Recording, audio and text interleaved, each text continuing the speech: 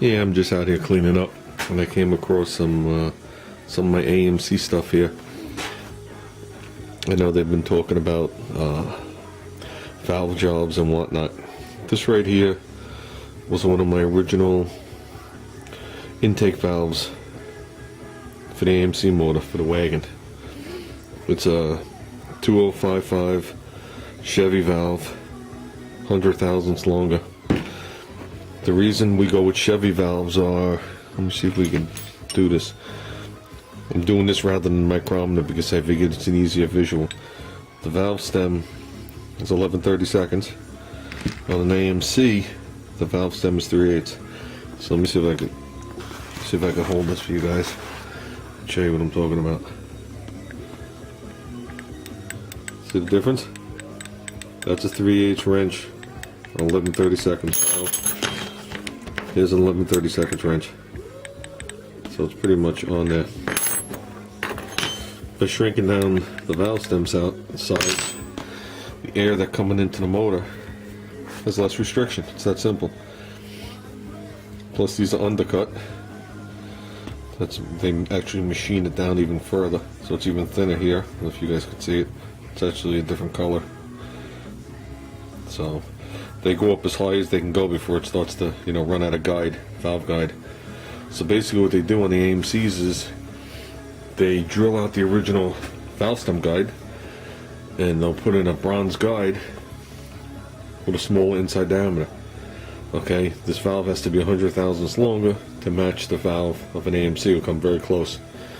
The original valve is a 202 valve, so they bump it right up to a 2055. Okay, I'm going to get back to this valve. The exhaust valve on the AMC is a 1.62 or 620 thousandths. They bumped that up to a 1.740 thousandths. So that pretty much takes up the chamber. They're almost touching each other. Anything past there, they have to actually move the valves further apart in the head. And then that's when you start dealing with offset rockers, where it pivots here. Well, the bolt and the pivot are the same, okay? Meaning the push rod, this over here is machined over. So the valve would be, instead of it going like this, I'm trying to do this with one eye and no depth perception. Instead of it being like this, it would actually be like this, and the rock rod would actually stagger over, and a lot of times they just go with shaft rockers at that point. This stuff here was in my motor when I had valve to piston contact at about 3,500. I was on the highway. This is actually warped. You can see the shiner on it. Well, warped, it's bent. It's hard to see it in the camera. There's a strong boy. I actually would have been better off if this was a cheap push rod and it would have just collapsed. But with that, when the valve made contact and the head bent over, it stayed down into the bore. The rocker started bouncing all over the place on the tip of the valve. This is actually tweaked to one side. You can see it's bent like that. There's a Hall and Sharp rocker. It's not a cheapo. So this thing held up nice through all that. That's why I went back with Hall and Sharp. It didn't shatter, crack, it actually bent. Okay, the valve I don't have anymore, but just picture the valve coming down, bending over to one side, and the head bending to match the top of the cylinder head. Actually didn't destroy the cylinder head. I was very, very, very lucky.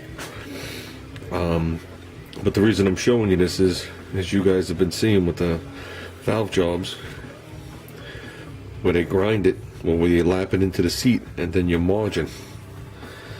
This one right here is incorrect. I'm trying to get this in focus. I don't know if I'm going to be able to actually get it in focus without adding light here, but I don't have any light to add. Where this valve is seating, it's right at the edge, the bottom edge. It's supposed to be on the upper 2/3. Okay? So the actual, when they cut the seat in the heads, it's actually not big enough for this to sit down into. I know when I brought these heads to Don Cody, who's no longer with us, he said the heads were done by hand. all the valves were at different heights. All the bowl work and all that stuff was all done by hand. None of it matched. So he went in there, he did what he had to do, and he actually blueprinted the heads, which actually puts all the valves at the same height across. So if one was machined at this height and you went down with the machine on the jig, it might not even touch the seat when he went to machine it. So he had to find the deepest valve in and then machine the rest of them to meet it.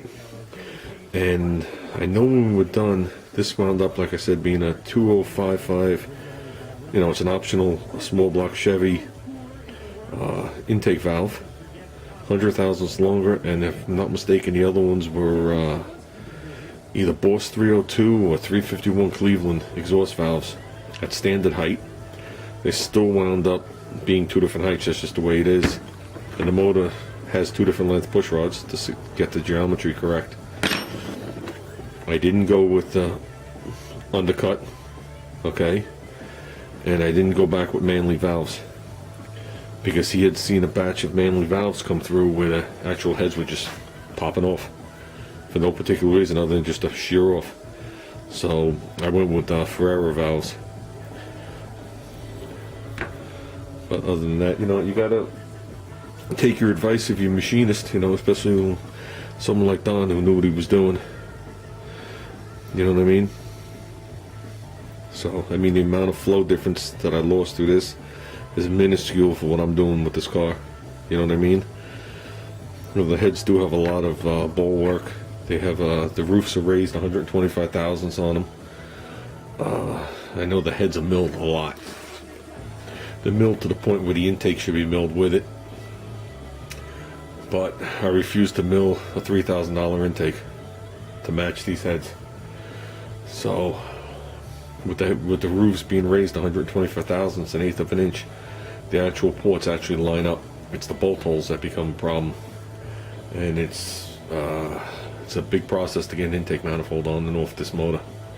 So even on the tunnel rim where you can actually get to all the bolts, it's a major process.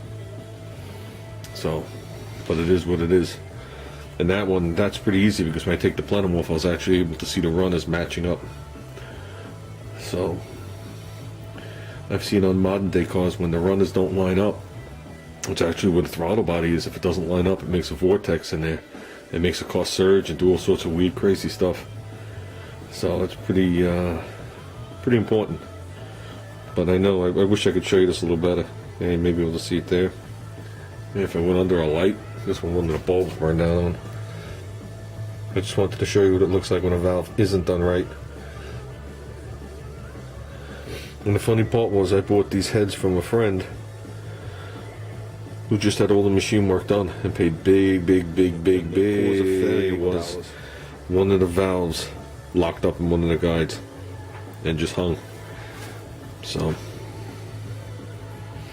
like I said, I know Don did me right. Gave me all the packages from everything he put in there, went over everything he did with me as he was doing it. Told me everything that's modified on the heads, because everything's hand built, because it's a AMC head, a Chevy intake valve, a Ford exhaust valve, and there was big block Mopar springs in there. So, I got all the food groups in these heads. And like I said, I saved every single box and every part number. Because he didn't have that to go by, so he had to sit there and match and mic and go through his books to figure out what we were doing. And he was nice. He handed me 2 complete sets, you know, of 8 of the same exact push rods of different lengths. Wait, I'm sorry, 2 complete sets of 16, and he told me, he goes, use what you need, give me the rest back. It's like, okay. But I don't remember which is the longer one. I'm gonna say the longer one's on the intake, but I don't remember. Way too long ago. So, never liked these valves. And I know that this one isn't one of them, but a couple of them. This edge right here, the bottom one's chamfered, but this other one's square cut.